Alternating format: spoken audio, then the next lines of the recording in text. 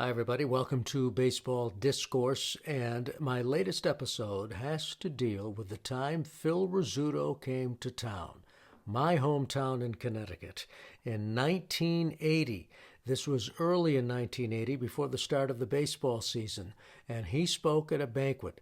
This was back in the day when after-dinner speakers were really a big deal, and Phil Rizzuto had quite a following. Of course, in my neck of the woods, there were a lot of Yankees fans who remembered him as the great shortstop. But more fans remembered Rizzuto at the time as the Yankees broadcaster. And he had just built up a tremendous following. So in the context of the time, keep this in mind. Billy Martin had just been the Yankees manager in 1979, was dismissed in the fall of 79 because he got into a fight with a marshmallow salesman in a Minneapolis bar, and he was named the manager of the Oakland Athletics. So all of this needs to be placed as in context as we hear this talk that Phil Rizzuto gave in February of 1980. Enjoy. Ladies and gentlemen, the Scooter, Phil Rizzuto.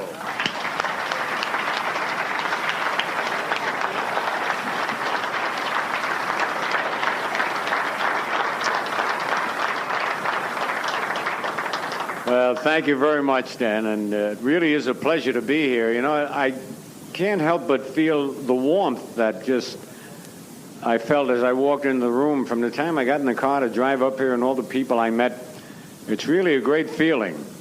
But I'm glad the Monsignor is here tonight. When I accepted the invitation 4 weeks ago to attend this affair, I had completely forgotten that today is my wife's birthday. Now, you women know when you forget a birthday, the men, how long you've been in the doghouse. And Monsignor, I'm either going to have to take you home or get a note, because I don't know. And we've been married 37 years, and to forget a birthday, after all, you know, it should.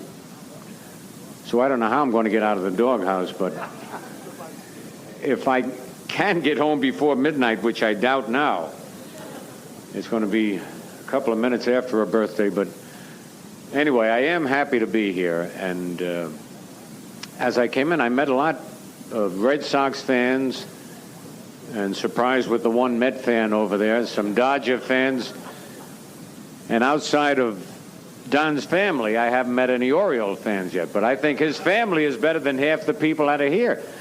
And the thing that's going to be tough, Don, is when you play up in Fenway Park, in that small park, and you've got to get tickets for all the relatives. And I don't see how you can say you're not sure you're going to make the big leagues when you've got so much going for you. Young, good-looking, tall. Oh, I'd love to have been that tall at one time.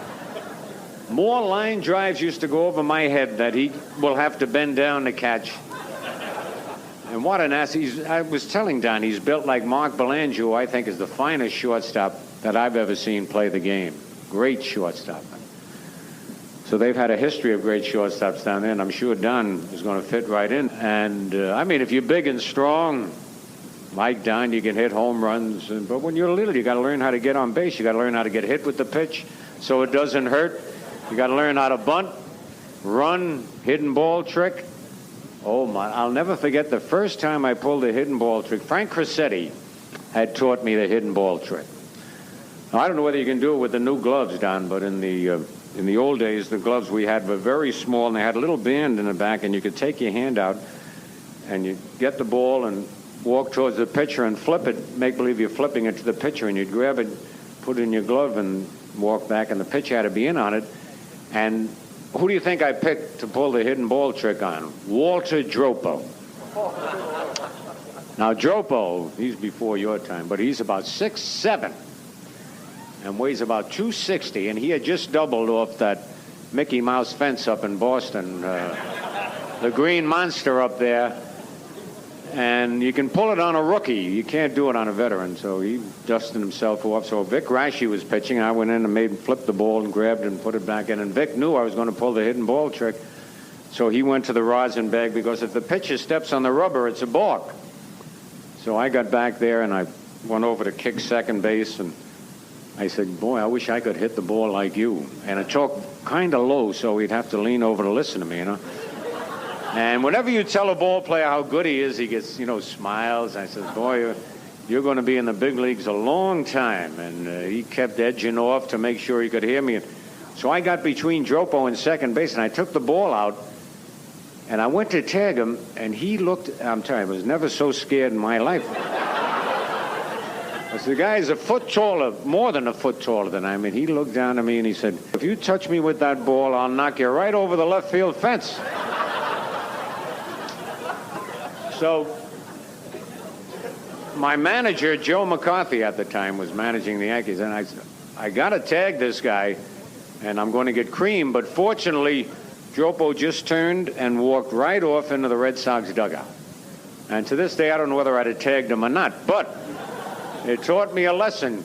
You can't be too smart sometimes. Now, you got to, of course, as big as you are. Now, the mayor was talking about getting in a fight, and I've never been in a fight. I don't know how good I am or how bad I am. Never been in a fight, not even with my wife. And the mayor said he had Eddie Stanky broke my nose twice. And I don't want to say anything about Stanky now because the poor guy just had his second heart attack, and he had triple bypass operation, I think, this past week. But he and I never did get along, and I used to have a habit of sliding head first, and I'd be on the bag, ready to come up, and all of a sudden Stanky would get the ball and hit me right on the nose. So that's why I'm not in Hollywood and I'm doing the Yankee games, because of Stanky. But it doesn't pay to fight.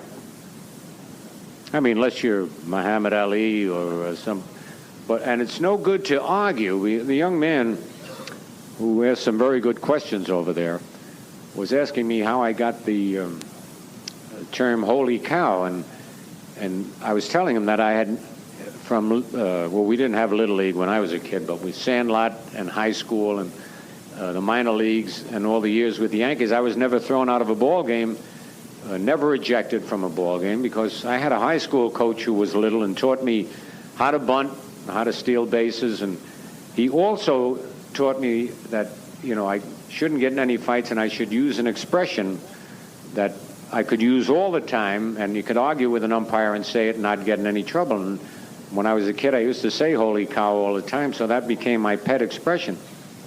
And I got to use it, and if I got mad at an umpire, I'd say "holy cow," and if I liked something, I'd say "holy cow." So it fits just about everything, and it never gets you in any trouble.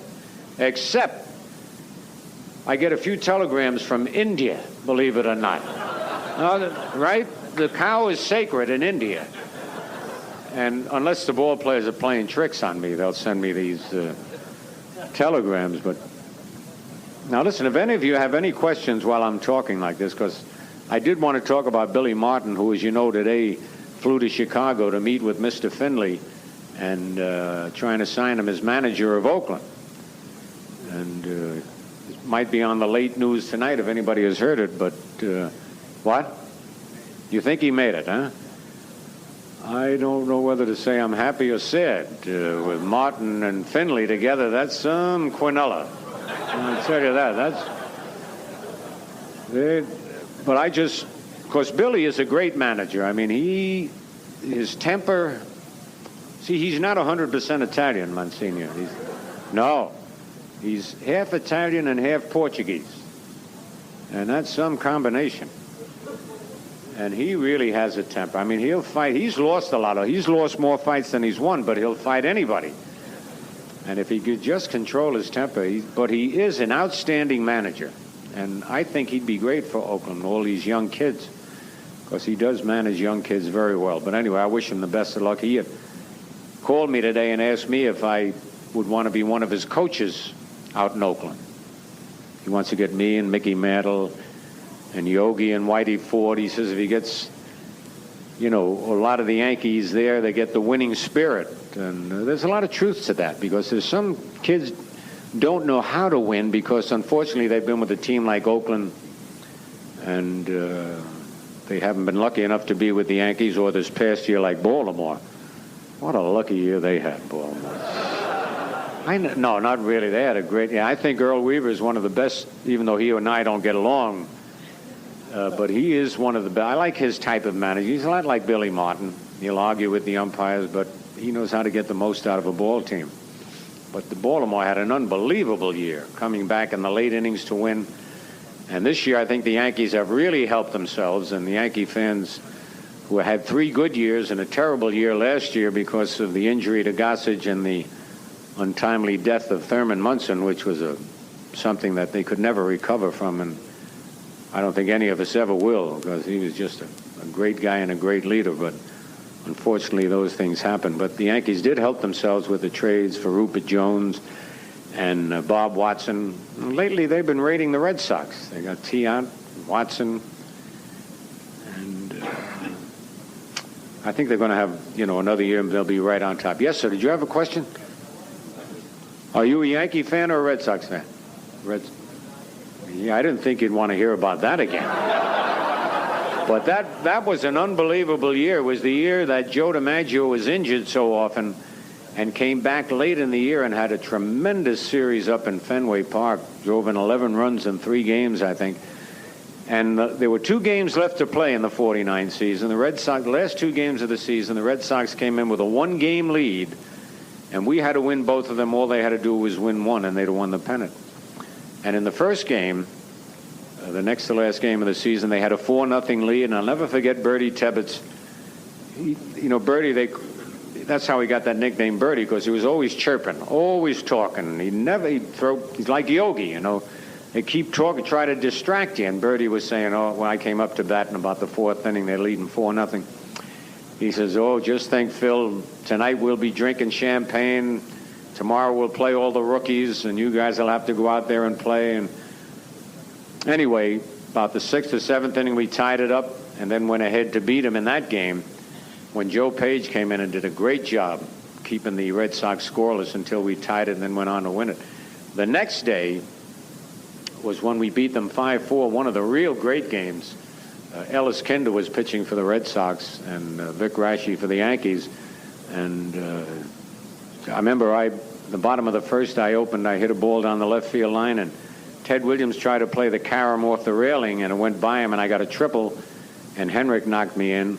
And then we scored 4 more runs before the top of the 8th inning, and then the Red Sox came back with 4 runs, and it was 5-4, and we finally won the ball game 5-4 to win the pennant that year. And if you remember, Joe DiMaggio had to leave the game in about the 6th or 7th inning. Of course, he had a bout with pneumonia earlier, but that was a great series. And ever since I've been with the Yankees and before that, the Red Sox and the Yankees have one of the greatest rivalries going. Always exciting and great players. Now, there's always been a big argument, who's the better ball player, Ted Williams or Joe DiMaggio? Now, in my opinion, nobody was a better all-around player than Joe DiMaggio. I mean, all aspects of the game. But by the same token, nobody was a better hitter. As far as hitting goes, nobody was a better hitter or a keener student of the game than Ted Williams. I tell you, he was really the greatest hitter that I ever saw. Unbelievable. But, if anybody read that Sports Illustrated series he had in there, How to Hit, the happy zone and the unhappy zone. He had such a great eye, he could take a pitch that far inside or outside, and not many guys could do that. And I have one story on Ted that, Ted was very talkative and Joe DiMaggio wasn't. Joe was kind of introverted and Ted was very extroverted. And I got to see a lot of Williams because he'd hit a lot of doubles and end up at second base. And I love to talk to those good hitters, try and get some pointers. And he would talk, he was real good with rookies. He talked to me.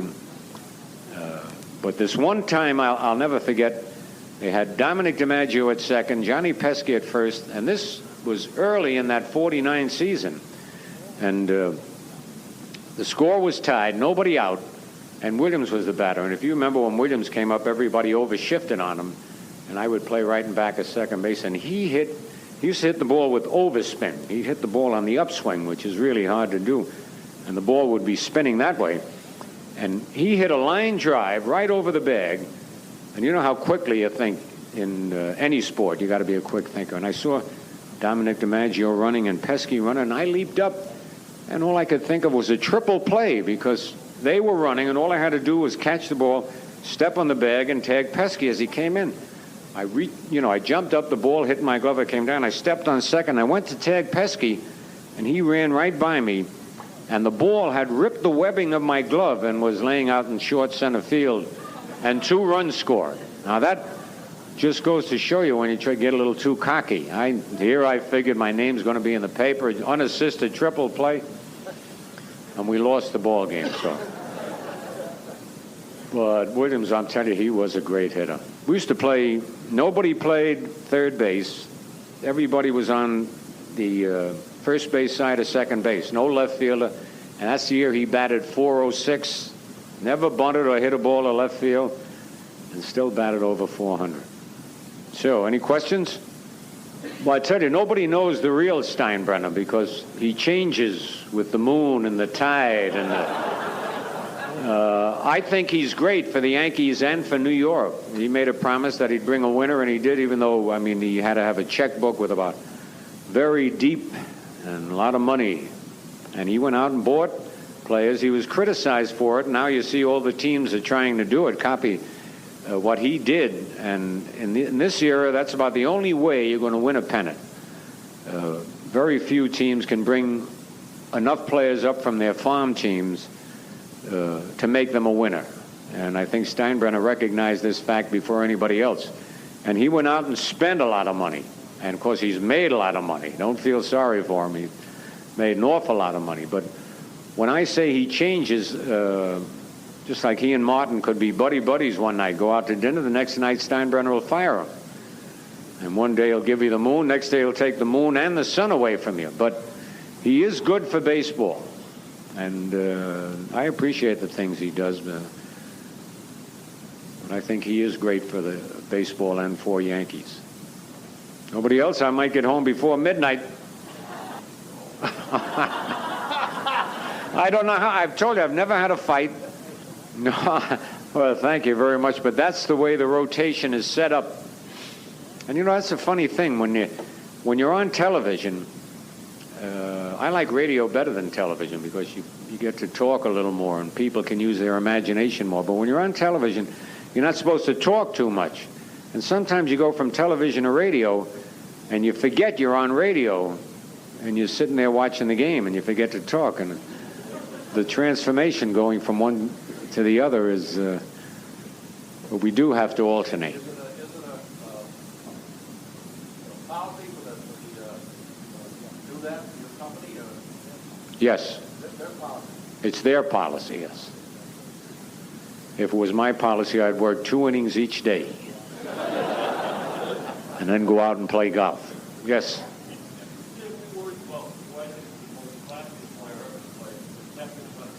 Oh, there's no doubt about it. What a great guy. One of the nicest guys and one of the fiercest competitors you'd ever want to meet.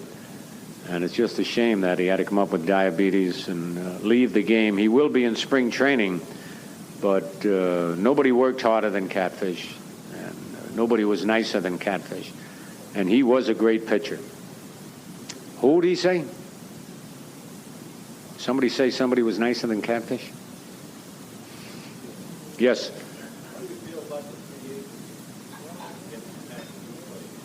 Well, I don't think you can compare the times. The eras are so different that everything now, and I think Don is very fortunate to be in baseball when he is right now because the ball players are in the driver's seat and the owners only have themselves to blame.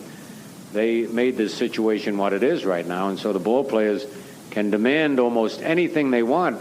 And I'm happy that they get it. The thing is, with free agency, unless they make it a little longer, which the ball players and Marvin Miller doesn't want, it's hard to get a rooting interest, get a fan club for somebody. They only stay 2 years, maybe 3 at the most, and then they play out their option, they move to another team. But like I said, you can't compare the times that I played, or when DiMaggio played, or even Babe Ruth to what it is now. It's altogether different.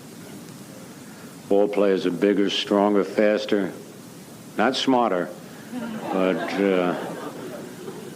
yes.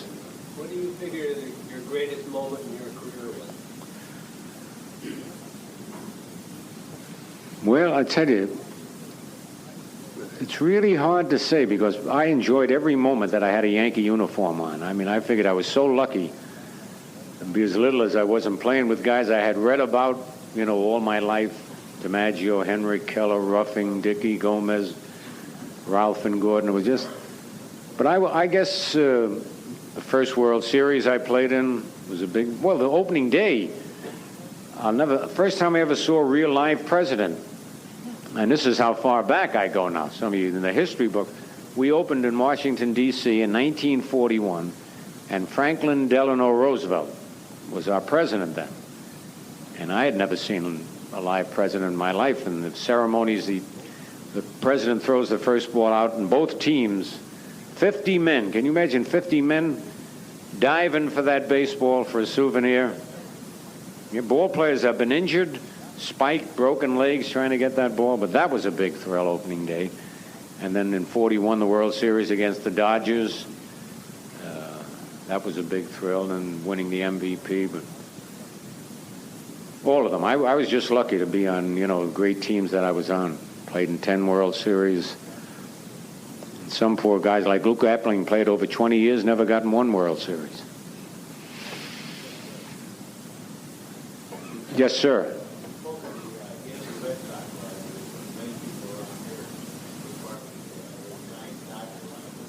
Oh, there's the one Giant fan. That Huckleberry still roots for the Giants, even though they moved out of the Polo Grounds and went to San Francisco.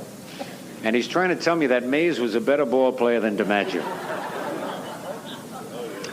No, that was a great rivalry. The Dodgers and Giants.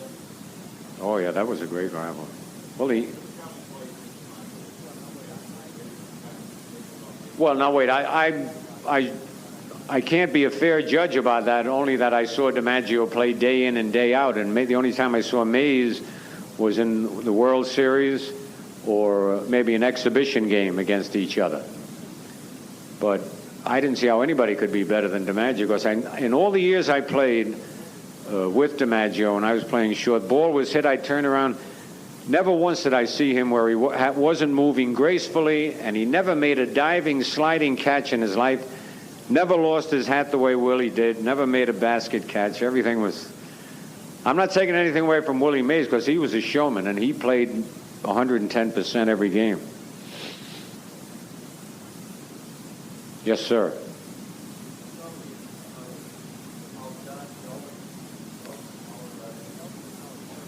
Well, with Elston Howard first, it took him a full year to get over the problems he had with his heart. And I don't know whether you read it in the paper, but he is healthy again, but he will not coach anymore. He's going to be assistant to George Steinbrenner in the front office. And he's quite proud of the fact because he will be the first black in that high capacity in the front office, even higher than Hank Aaron's job with the Atlanta Braves. But Don Gullett is still a little bit of a mystery. He says he feels good. He was supposed to be in spring training 2 days ago, but his wife gave birth to a little baby girl, and so he's going to wait about another week before he goes to spring training. Of course, the operation he had on that rotor cuff, nobody has really ever come back from that operation to be a successful pitcher, so it's hard to tell.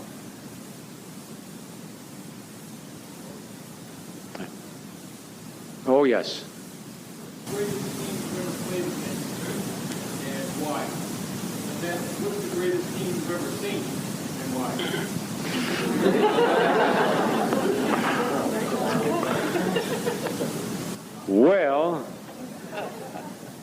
Well, now that's a toughie. Of course, those Red Sox teams and the Dodger teams in the World Series were, I mean, when they had Reese and Robinson and Snyder, Ferrillo and Campanella, and that was, and then of course the Red Sox when they had Williams, Dominic DiMaggio. The infield at that time they had Vern Stevens and Bobby Dorr and Billy Goodman. They had some. It's really hard because both the Dodgers and the Red Sox played in a small ballpark, and it was tough to beat them in their own ballpark, in Ebbets Field or Fenway Park. It's a funny thing. The older you get, the more your memory goes. Yes. Oh, I think if Mantle didn't have the bad knees, he would have been the greatest ball player that I picked DiMaggio now with Mantle right in back of him. Because Mickey, unfortunately, played when he was hurt so often, and yet he could run like a deer and hit with power both ways, left and right. And if you remember, he broke in as a shortstop, and that's why he never became quite the center fielder that Joe DiMaggio was. His great speed enabled him to catch up with the ball, because a lot of times the ball would be hit, I'd turn around, he hadn't started yet. But can you imagine how I felt when, in 1950, when I was the MVP, I had my bags packed. Mickey Mantle came to spring training the next year, and he was a shortstop. And what I had read about Mantle, hitting home runs 600 feet and could throw the ball through the wall and how fast he was, I really was scared. I figured, well, I'm going to be traded. And the first day in spring training, I saw Mickey take infield, and I breathed a big sigh of relief. And I waved all the people sitting in the stands in back of first base. He hit about 4 of them that day. He had a scatter arm, and he couldn't catch a ground ball. And I tell you, but he really did shake me up. Then they moved him to the outfield. And on the very first ball hit to him, he had never worn sunglasses before. And this is a true story. They gave him a pair of sunglasses. First ball hit, he flipped him down too soon and lost the ball, and it hit him right on top of the head. But he turned out to be quite a ball player. One more?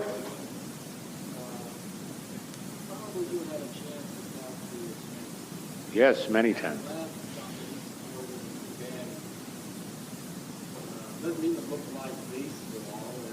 I know, it's weird. Yeah, what's your impression of it? I tell you, well, he likes it, and he had an outstanding year with it. It's like Musial. Do you ever see anybody hit like Stan Musial? And he was a great hitter. I don't think a stance is that important. I mean, Yaz really looked off balance and just like he could never be ready. But like I say, he had a great year. And a lot of people do things differently, but always at impact, you notice they're all the same. It's like the great golfers.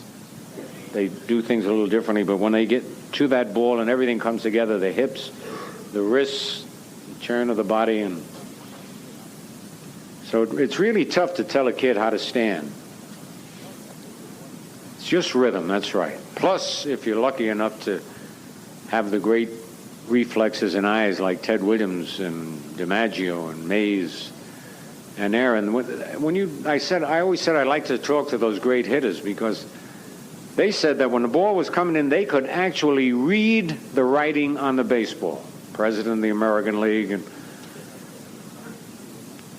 I hope it's not the same with Don, but to me it looked like a ping pong ball coming in. But I tell you, you got those great eyes.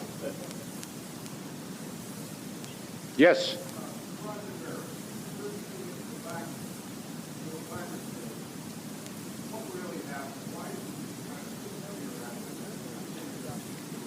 Well, if you remember, he turned out to be the villain. All the Yankee fans wanted Mantle to break Babe Ruth's record, if anybody broke it. I think they could have accepted that, but they just couldn't accept Roger Maris, who was not noted as a home run hitter, where Mantle was. And if you remember that year, in the last 2 weeks of the season, they both had about 54 home runs. And then Mickey only hit 2 more after that. But Maris got hot and he had the stroke. Plus the fact that he had never had so much press coverage and didn't know how to handle it. And when he hit his 61st home run, instead of being a big hero, the commissioner put an asterisk after his name. And the people booed him because they said he broke Babe Ruth's record and played 4 extra games than Babe Ruth. It really was a shame because he is a wonderful kid. And he didn't want to come back to New York. And you can't blame him because they probably would have booed him. And because you know how fans are no matter where, in New York or any place. And finally, Steinbrenner convinced him to come back, and he was surprised at the ovation he received, and he'll be back every year now. Listen, I've had a great time. Oh, I got to get a young lady there, yes. Oh, he was one of my favorites, too. But you can pick any story, and it'll be true, with Rivers. Because Mickey, I tell you, Mickey was a lovable guy, but he was a little flaky. He loved to laugh, and you know the way he used to walk up to home plate. Well, there you have it. My latest baseball discourse as we look back at the time Phil Rizzuto came to town. I even wrote a book about it. I'll link to it below. A real short book, but you can still get it at Amazon. The Night Phil Rizzuto Came to Town. Plus, you can subscribe to the channel, subscribe to my newsletter. To do that, go to sportscasterdan.com. And as always, thanks for watching and listening to Baseball Discourse.